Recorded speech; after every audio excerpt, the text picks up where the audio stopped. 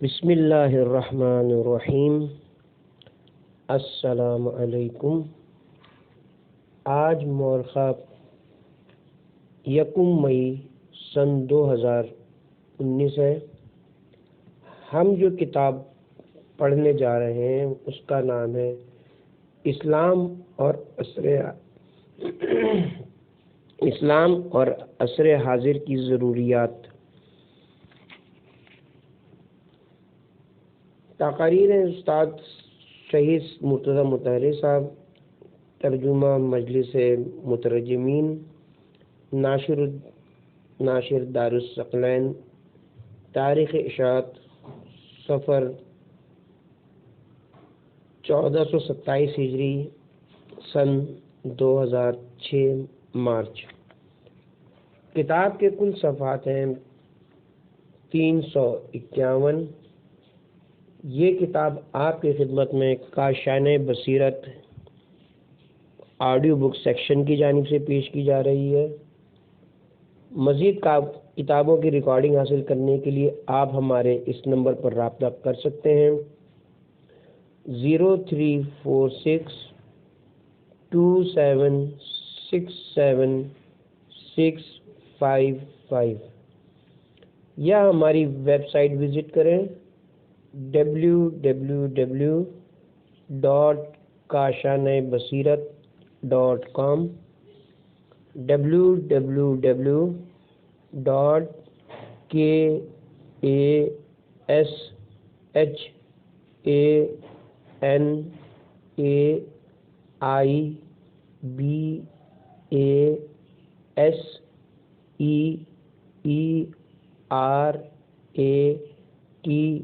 kashanebeasirat.com۔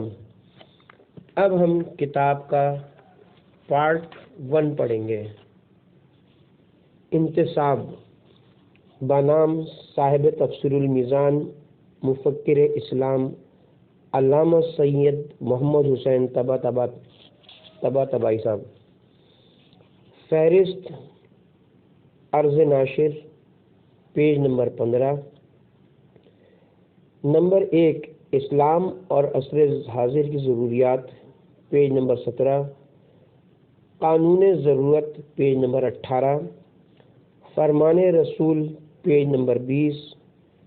آج کے انسان کی ضرورت، پیج نمبر 21۔ نفاق ہمارے زمانے کا سب سے بڑا مظہر، پیج نمبر 22۔ ایمان تمام مقدسات کی بنیاد، پیج نمبر 23۔ حالیہ زمانوں میں دین سے روگردانی کی بنیاد، پیج نمبر 24۔ کلیسا کی غلطیاں، پیج نمبر 26۔ یورپی تہذیب پر اسلام کے اثرات، پیج نمبر 26۔ ان تینوں اصولوں کے شواہد، پیج نمبر 29۔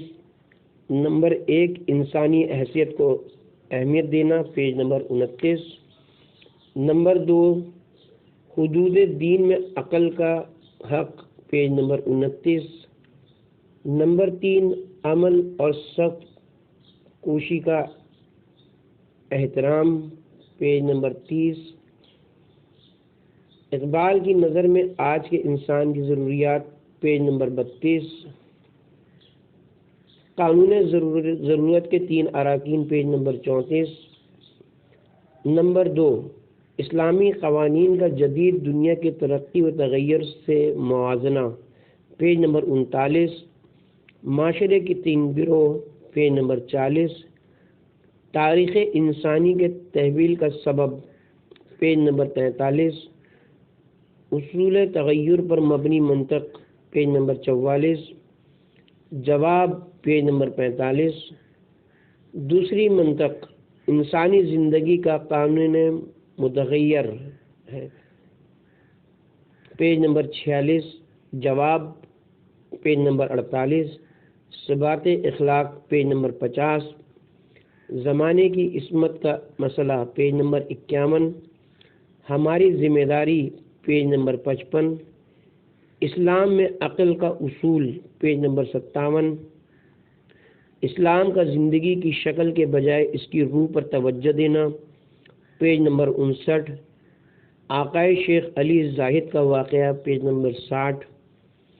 نمبر 3، غدیر اور مسلمانوں کو اندر سے درپیش خطرہ پیج نمبر 65، پہلا نظریہ پیج نمبر 68، دوسرا نظریہ پیج نمبر 68، حکم الہی کے نفاذ میں حضرت علی کے غیر لچکدار طرز عمل کی ایک مثال پیج نمبر 69، صحیح نظریہ مسلمان فریب کھا گئے پیج نمبر 70، اتمام اور اکمال کے درمیان فرق پیج نمبر 72، مشیت الہی کی کیفیت پیج نمبر 74، پیغمبر اسلام کی 2 حدیثیں پیج نمبر 76، ایک دوسری حدیث پیج نمبر 78،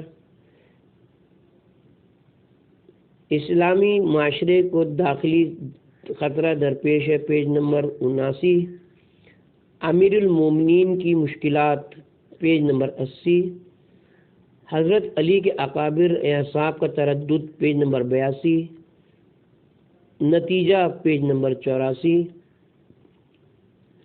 نمبر 4، اسلام کی آزادی بخش تحریک نمبر 1 پیج نمبر 87، اسلام کی دعوت کا نقطۂ آغاز پیج نمبر 89، آزادی اور غلامی دونوں کی دعوت پیج نمبر 91، آزادی کا صرف نعرہ کافی نہیں ہے پیج نمبر 94، ایک تربیت یافتہ بلی کا قصہ پیج نمبر 95، آج کی دنیا کی غلطی پیج نمبر 96، قرآن و حدیث میں آزادی کے نعرے پیج نمبر 98، اسلام نے آزادی کی بنیادیں فراہم کی ہیں پیج نمبر 100، لوگوں کی آزادی 3 پہلوؤں سے سلب ہوتی ہے پیج نمبر 104، سلب آزادی کو روکنے کے لیے اسلام کا طریقہ پیج نمبر 105، زبوں پروری کے خلاف اسلام کی جنگ پیج نمبر 107، نمبر 5،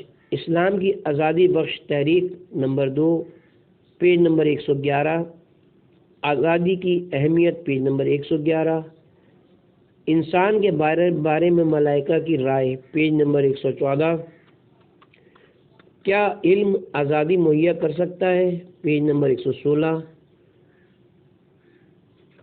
بوذر جمیل اور نوشرواں کا واقعہ پیج نمبر 118، آج کے انسان میں منافقت کی زیادتی پیج نمبر 119، حابیز کا قول پیج نمبر 120، حقیقی تحریکیں انبیاء اور ان کے پیروکاروں کی ہیں پیج نمبر 122، اسلام کی دی گئی آزادی کی 2 خصوصیات پیج نمبر 125، آج کی دنیا کا تضاد پیج نمبر 129، نمبر 6، مسئلہ نفاق نمبر 1 پیج نمبر 133، منافقین کے درمیان اہم آہنگی پیج نمبر 135، ہمارا دور منافقت کا دور ہے پیج نمبر 137، نفاق کے لغوی معنی پیج نمبر 138، منافق کی تعریف پیج نمبر 139، نفاق کی ماہیت پیج نمبر 141، منافقت انسان کا ایک اختصاص پیج نمبر 142، منافقت کا خطرہ پیج نمبر 146، رسول اللہ اور حضرت علی کی پیشرفت میں فرق کی وجہ پیج نمبر 146، امیر المومنین کا قول پیج نمبر 148، منافق کے ہتھیار پیج نمبر 149، حادثہ کربلا میں منافقت کا کردار پیج نمبر 150، امام سجاد کی ایک حدیث پیج نمبر 151، نمبر 7، مسئلہ نفاق پارٹ 2 پیج نمبر 157، قیادت کی 3 طریقے پیج نمبر 159، بدگوئی کرنے والوں کے مقابل رسول اکرم صلی اللہ علیہ وسلم کا طرز عمل پیج نمبر 163، ہمارے اندر موجود بیماری پیج نمبر 164، کیا پیغمبر سب کے لیے رحمت ہیں یا صرف مومنین کے لیے پیج نمبر 169، اولین منافقین پیج نمبر 173، بعد کے منافقین پیج نمبر 174، آیت کی شان نزول منافقین کا خطرناک ارادہ پیج نمبر 175، آیت کا مفہوم پیج نمبر 177، نمبر 8 13 کے عدد کا دفاع پیج نمبر 179، 13 کے عدد کی نحوست کے خیال کی بنیاد پیج نمبر 181، قرآن کریم کا بیان پیج نمبر 182، 2 حدیثیں پیج نمبر 184، قوم عاد کے بارے میں آیت قرآن پیج نمبر 185، ہماری حالت پیج نمبر 186، بعض علماء کی غلطی پیج نمبر 188، روایات پر ایک نظر پیج نمبر 189، نمبر 9 شعار اسلامی کا احترام نمبر 1 پیج نمبر 195، توابین کا شعار پیج نمبر 196، اسلامی شعار پیج نمبر 198، کاموں کی ابتدا کے لیے شعار پیج نمبر 201، نام رکھنے کا مسئلہ پیج نمبر 204، امام حسین کی عزاداری منانے کا مقصد پیج نمبر 207، یزیدی حکومت میں عیسائیت کا اثر و رسوخ پیج نمبر 210،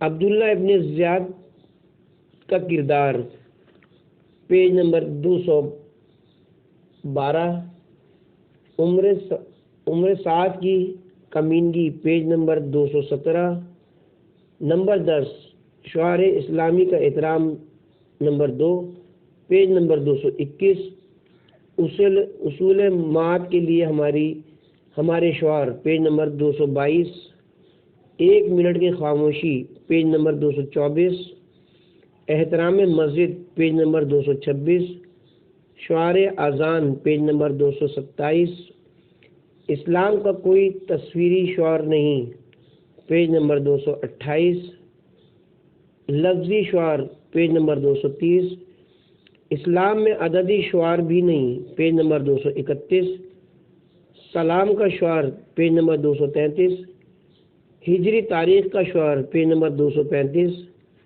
شب عاشور پیج نمبر 238، امام حسین کے خطبات پیج نمبر 240، امام حسین کی شہادت پیج نمبر 244، نمبر 11 حقیقت کی جستجو پیج نمبر 249، شک 250 پیج نمبر 250، مقدس شک پیج نمبر 251، تقلید کے خلاف قرآن کی جنگ پیج نمبر 253، غزالی کا قول پیج نمبر 254، اللہ کا وعدہ پیج نمبر 257، درد کا فلسفہ پیج نمبر 259، مقدس شک یا روحانی درد پیج نمبر 260، حضرت علی کا کلام پیج نمبر 262، غیر مقدس شک پیج نمبر 264، اصول دین میں وسوسہ پیج نمبر 267، جوانوں کے مذہبی افکار و عقائد میں بحران پیج نمبر 268، دینی رہنماؤں کی مشکل ذمہ داری پیج نمبر 269، نمبر 12 اسلام کے بین الاقوامی تعلقات پیج نمبر 273، تعلقات کی اقسام پیج نمبر 273، مسلک صلح کل اور دین ایک انفرادی و وجدانی معاملہ ہے پیج نمبر 274، غیر معتصب روشن فکری کا اصول پیج نمبر 275، بے تعصبی یا بے مسلکی پیج نمبر 276، سب سے محبت پیج نمبر 276، انفرادی اور ذوقی مسائل پیج نمبر 276، نظریے کے ساتھ ذمہ داری بھی ہے پیج نمبر 279، یہ قبولیت ذمہ دار اور پابند بناتی ہے پیج نمبر 279، ذمہ داری اور طاقت کا استعمال پیج نمبر 281، دین اور خطرے سے بچنے کی ضرورت پیج نمبر 282، دین، طاقت اور جبر پیج نمبر 282، جہاد پیج نمبر 283، ضوابط پیج نمبر 284، شادی بیاہ پیج نمبر 286، اسپین کے زوال میں عورت اور شراب کا کردار پیج نمبر 286، سورہ ممتحنہ کی آیات پیج نمبر 287، حاطب بن ابی بلتہ کی داستان پیج نمبر 288،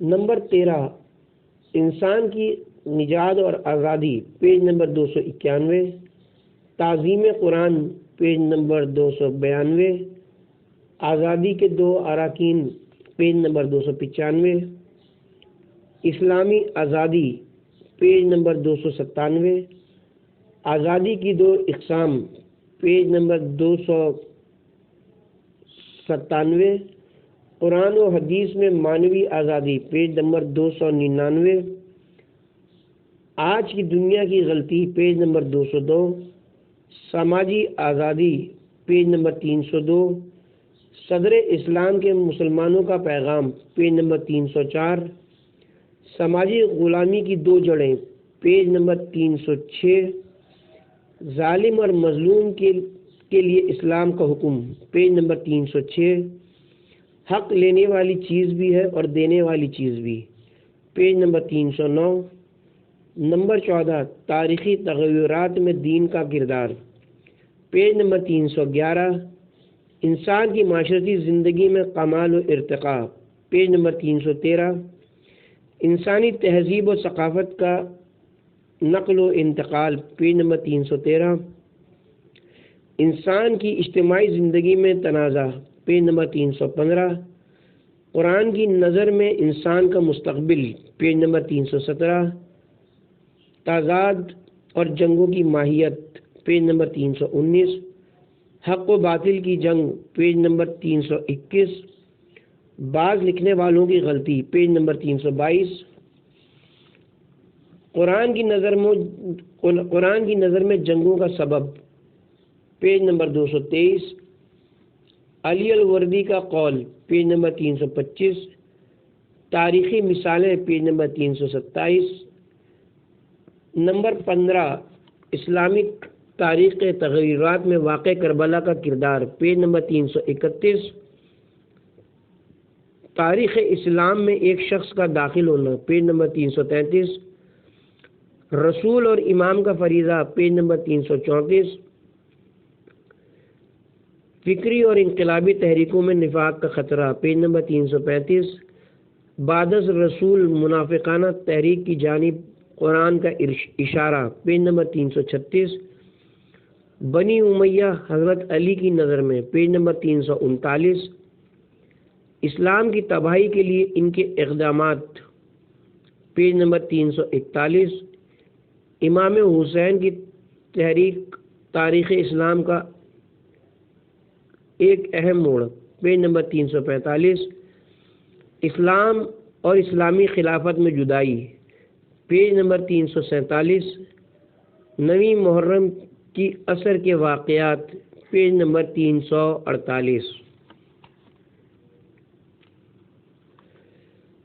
بسم اللہ الرحمن الرحیم۔ عرض ناشر، زیر نظر کتاب استاد شہید مرتضی مطہری علیہ رحمہ کی 15 تقاریر کا مجموعہ ہے۔ مختلف مقامات اور مختلف مناسبتوں سے کی جانے والی ان تقاریر کے موضوع بھی مختلف ہیں۔ یہ کتاب فارسی زبان میں انتشارات صدرہ کے نام سے 15 گفتار کے نام سے شائع ہوئی ہے۔ یہ تقاریر اب سے 30-35 برس قبل ایران میں کی گئی تھیں، لیکن انہیں پڑھتے ہوئے یوں محسوس ہوتا ہے جیسے آج ہی اور ہمارے ہی معاشرے میں کی جا رہی ہیں۔ ان میں جو مسائل اٹھائے گئے ہیں وہ اپنے گرد و پیش کے مسائل کو مسائل معلوم دیتے ہیں۔ البتہ یہ خصوصیت استاد شہید مرتضیٰ مطہری کے تمامی آثار کی خاص بات ہے، لہذا بلا جھجک یہ بات کہی جا سکتی ہے کہ استاد مطہری کی تقریباً تمامی کتب میں پرانے پن کا احساس نہیں ہوتا۔ ان میں کی گئی باتیں آج ہی کی باتیں اور آج ہی کی ضروریات محسوس ہوتی ہیں۔ ان تقاریر کی سامع وہ نسل تھی جس نے ایران میں اسلامی انقلاب برپا کیا ہے۔ ایک انقلاب کے لیے کس قسم کی ذہن سازی کی ضرورت ہوتی ہے اور کن کن امور پر اذہان کو صاف کرنے کی، کن کن خصوصیات کے حامل افراد تیار کرنے اور کون کون سے شعبوں میں اصلاح اور منصوبوں پر کام کیا جانا چاہیے، ان تقاریر سے ان میں سے بھی کچھ امور کی جانب اشارات ملتے ہیں۔ لہذا اس کتاب کا مطالعہ خاص طور پر ان افراد کے لیے ہے نہایت مفید اور رہنمائی کا حامل ہوگا جو اسلامی معاشرے کی اسلامی بنیادوں پر تشکیل کے خواہش مند ہیں اور جو مختلف سماجی موضوعات کے بارے میں اسلامی تعلیمات اور ان تعلیمات کے عملی نفاذ کے لیے افراد معاشرہ میں لازماً پائی جانے والی خصوصیات سے واقفیت چاہتے ہیں۔ امید ہے قارئین کتاب کے مضامین اس کے ترجمے اور اس کی طباعت کے بارے میں اپنی آراء، تجاویز اور مفید مشوروں سے ضرور آگاہ فرمائیں گے۔ اسلام اور عصر حاضر کی ضرورت، یہ تقریر 1968 میں حسینیہ ارشاد میں کی گئی۔ بسم اللہ الرحمن الرحیم۔ پس جھاگ تو خشک ہو کر فنا ہو جاتا ہے اور جو لوگوں کو فائدہ پہنچانے والا ہے وہ زمین میں باقی رہ جاتا ہے۔ سورہ رعد آیت نمبر 17۔ اسلام اور عصر حاضر کی ضروریات کے موضوع میں گویا یہ فرض کیا گیا ہے کہ عصر حاضر کی کچھ ضروریات ہیں اور وہ ضروریات بھی عالمی سطح کی ہیں، نہ کہ مثلاً ملی، قومی یا انفرادی سطح کی۔ دوسری بات یہ کہ محترم سامع کے ذہن میں یہ بات خود بخود آ جائے گی کہ جب کہا جاتا ہے کہ اسلام اور آج کی عالمی ضروریات، تو گویا گفتگو کرنے والا شخص اس بارے میں گفتگو کرنا چاہتا ہے کہ عالمی سطح پر یا عالمی پیمانے پر کچھ ضروریات اور مشکلات پائی جاتی ہیں اور صرف اسلامی ایک ایسی قوت ہے جو ان عالمی ضروریات کو پورا کر سکتی ہے اور ان مشکلات کا ازالہ کر سکتی ہے۔ قانون ضرورت و احتیاج کا قانون ایک ایسا قانون ہے جو فلسفے اور سائنس میں بہت سے مقامات پر استعمال ہوتا ہے، اور کائنات دراصل ضرورت و احتیاج کی بنیاد پر وجود میں آئی ہے۔ فلسفے کے نزدیک علت کی طرف محتاج ہونے کا معیار نیاز مندی، احتیاج اور ممکن ہونا ہے۔ ہم اس سے صرف نظر کرتے ہیں، حتیٰ کہ جزئی علوم میں بھی ضرورت و احتیاج کا کردار غیر معمولی طور پر واضح ہو چکا ہے۔ ہم اس تحمیدی گفتگو میں الجھے رہنا نہیں چاہتے، صرف اتنا اشارہ کرنا چاہتے ہیں کہ نظام خلقت میں صرف وہ چیز باقی رہ سکتی ہے جس کی ضرورت ہو، اور کسی چیز کی اس ضرورت کا ہونا اس کی بقا کی ضمانت ہے۔ بالفاظ دیگر صرف وہ چیز قابل بقا ہے جو دیگر اجزائے عالم اور پیکر جہاں کے لیے اچھا اور مفید اثر رکھتی ہو۔ اگر وہ بے خاصیت اور بے تاثیر ہو تو اس کا زوال فنا اور نیستی یقینی ہے۔ قرآن مجید فرماتا ہے پس جھاگ تو خشک ہو کر فنا ہو جاتا ہے اور جو لوگوں کو فائدہ پہنچانے والا ہے وہ زمین میں باقی رہ جاتا ہے۔ سورہ رعد سورہ نمبر 13 آیت نمبر 17۔ قرآن مجید پہلے ایک مثال پیش کرتا ہے پہاڑوں پر برسنے والی بارش کی مثال دیتا ہے۔ وہاں سے پانی کا ایک ریلا جاری ہوتا ہے، یہ سیلاب دریاؤں اور ندیوں کو بھر دیتا ہے۔ پانی کے اس ریلے کے اپنے راستے میں پڑی چیزوں سے ٹکرانے اور مختلف آمیزشوں کی وجہ سے اس پانی پر جھاگ پیدا ہو جاتا ہے۔ کبھی کبھی بلکہ ہمیشہ یہ جھاگ بہتے پانی کو ڈھانپ لیتا ہے۔ قرآن مجید مثال دیتا ہے کہ جو چیز مفید اور حق ہوتی ہے اس کی مثال اس بہتے پانی کی سی ہے، اور جو چیز مفید و مؤثر نہیں اور غیر ضروری ہے اس کی مثال پانی کے اوپر کے اس جھاگ کی سی ہے۔ جھاگ ختم ہو جاتا ہے، ہوا ہو جاتا ہے، لیکن پانی باقی رہتا ہے اور نتیجہ بخش ہوتا ہے۔ پھر قرآن کریم بطور کلی فرماتا ہے اور جو لوگوں کو فائدہ پہنچانے والا ہے وہ زمین میں باقی رہ جاتا ہے۔ ماہرین حیاتیات ایک زندہ جسم کے اعضاء و جوارے کے بارے میں کہتے ہیں کہ قانون خلقت کسی بھی عضو کو صرف اسی وقت تک باقی رہنے کی اجازت دیتا ہے جب تک وہ مؤثر ہو، مفید ہو اور اس کی ضرورت پائی جاتی ہے۔ جو ہی وہ عضو غیر مؤثر ہو جاتا ہے اور اس کی ضرورت نہیں رہتی تو خلقت کی منظم، خودکار اور ہدایت شد گائیڈڈ مشینری اس سے ختم کر دیتی ہے۔ وہ اس سے کہتی ہے کہ اب تمہاری ضرورت نہیں، تمہیں ختم ہو جانا چاہیے۔ اقتصاد میں بھی ہمیشہ وہی جنس باقی رہ سکتی ہے اور بازار میں لائی جاتی ہے جس کی ضرورت ہو۔ معاشرہ جس کے بارے میں ہم گفتگو کر رہے ہیں اس میں بھی یہی قانون چلتا ہے۔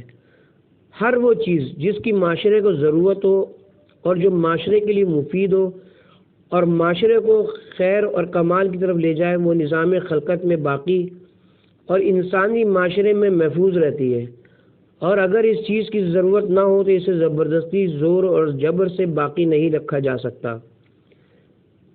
یہ اللہ کا قانون ہے۔ اگر قرآن مجید یہ کہتا ہے کہ ہم نے ہی اس ذکر کو نازل کیا اور ہم ہی اس کی حفاظت کرنے والے ہیں، سورہ حجر آیت نمبر 9، تو دلالت التزامی سے گویا یہ کہنا چاہتا ہے کہ انسان کو اس قرآن کی ہمیشہ ضرورت رہے گی، لہٰذا ہم اسے ہمیشہ محفوظ رکھیں گے۔ یہ صحیح ہے کہ ہماری اور آپ کی ذمہ داری ہے، ہم پر بہت بھاری ذمہ داری عائد ہوتی ہے، لیکن ایک بات اور ہے، اور وہ یہ کہ اگر اسلام کی اپنی ذات اور طبیعت میں عالم بشریت کی ضروریات پوری کر سکنے کی طاقت نہ ہو اور انسان کے درد کی دوا نہ بن سکے تو ہم آپ اور حسینیہ ارشادات نمبر 1 جیسے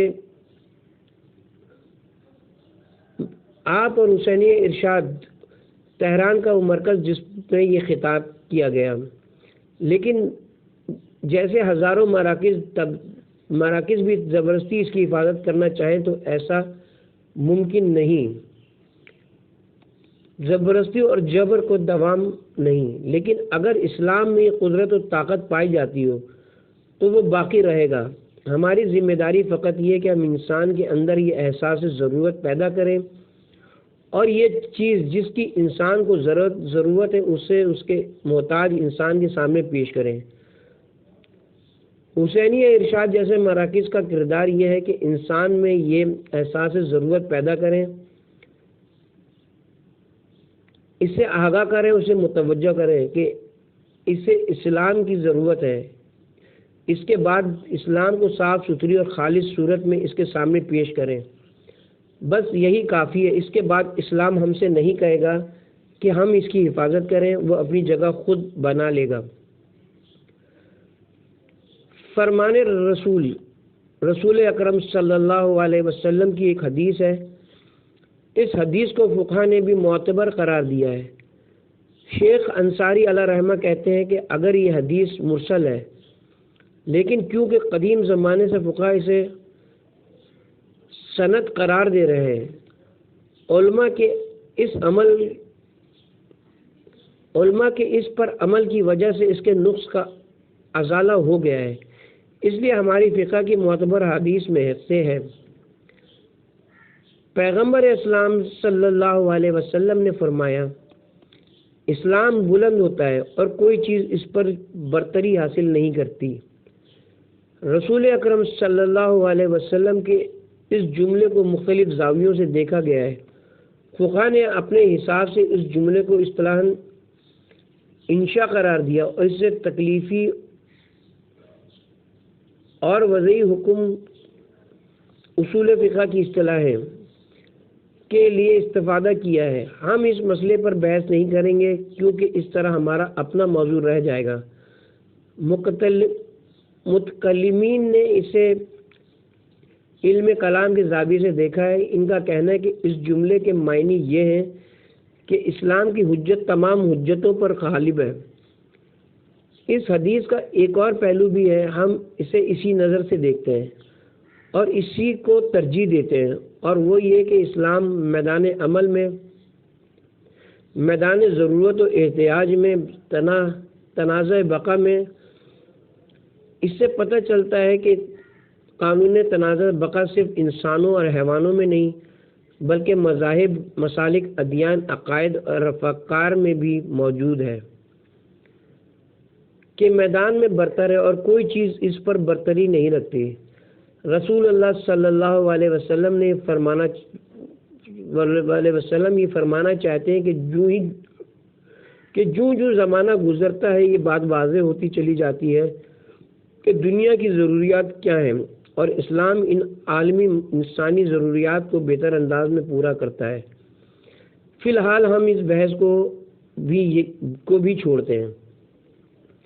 آج کے انسان کی ضرورت، یہ زمانہ جو علم، فکر، روشنی اور عقل کا زمانہ ہے، قانون کا زمانہ ہے اور نظریوں اور فلسفوں کا دور ہے، کیا اس زمانے کے انسان کو دین و ایمان، اور وہ بھی ایک روحانی ایمان کی ضرورت ہے یا نہیں؟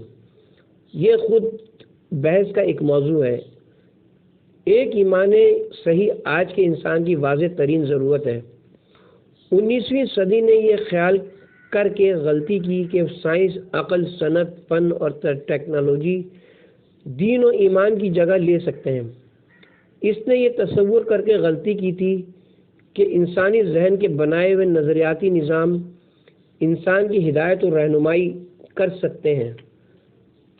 آج یہ غلطی مکمل طور پر سامنے آ چکی ہے۔ یورپی دنیا اور امریکہ میں روحانی ایمانی انبیاء کے پیش کیے گئے ایمان کی ضرورت کا جو احساس پیدا ہو چکا ہے، ہم اس کے بارے میں گفتگو نہیں کرتے۔ آپ کو فقط کتاب محمد خاتم الپیغمبران کے حوالے کے پہلے مقالے کی طرف متوجہ کرتے ہیں۔ یہ کتاب حسینیہ ارشاد کی جانب سے شائع کردہ پہلی کتاب ہے۔ آپ دیکھیں گے کہ آج کی دنیا میں دین کی کیا صورتحال ہے، یورپی دنیا میں اس پیاس اور تشنیع کا کیا عالم ہے۔ ضروری نہیں کہ ہم خود وہاں جا کر دیکھیں، دنیا خود ہمارے سامنے ہے۔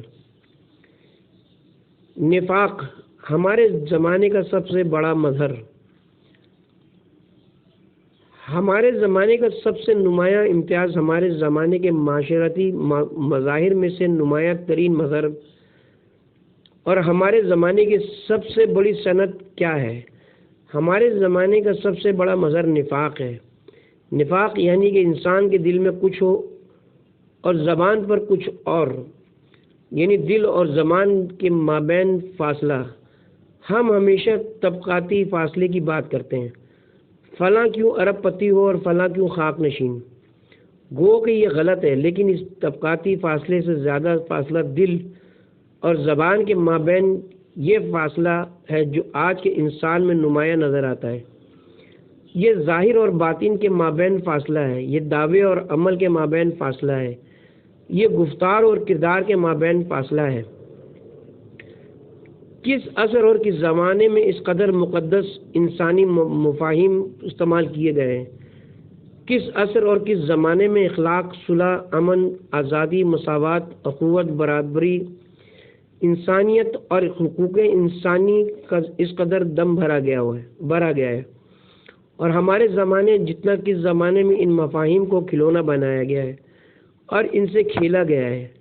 دنیا کے دوسرے سرے سے اپنے ہوائی جہاز پر آتے ہیں اور بے گناہ لوگوں پر آتش گیر بم برساتے ہیں اور پھر کہتے ہیں کہ آزادی کے دفاع کے سلسلے میں امریکہ کا عزم محکم ہے۔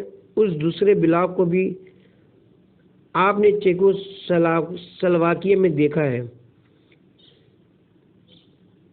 ہمارے زمانے کا سب سے بڑا مظہر نفاق ہے، اور ہمارے زمانے میں سب سے بڑی صنعت قائم ہوتی ہے، وہ حقائق کو بدلنے کی صنعت ہے۔ یہ ہے انسانوں کی سب سے بڑی ضرورت، اور عصر حاضر میں انسانوں کے تمام ضروریات کی ماں۔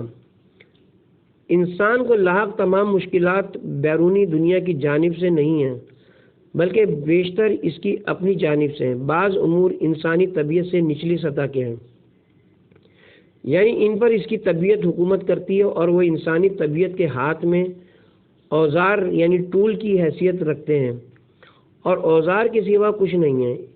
سائنس انہی امور میں سے ہے۔ سائنس میں یہ طاقت نہیں کہ وہ انسانی طبیعت پر مسلط ہو جائے۔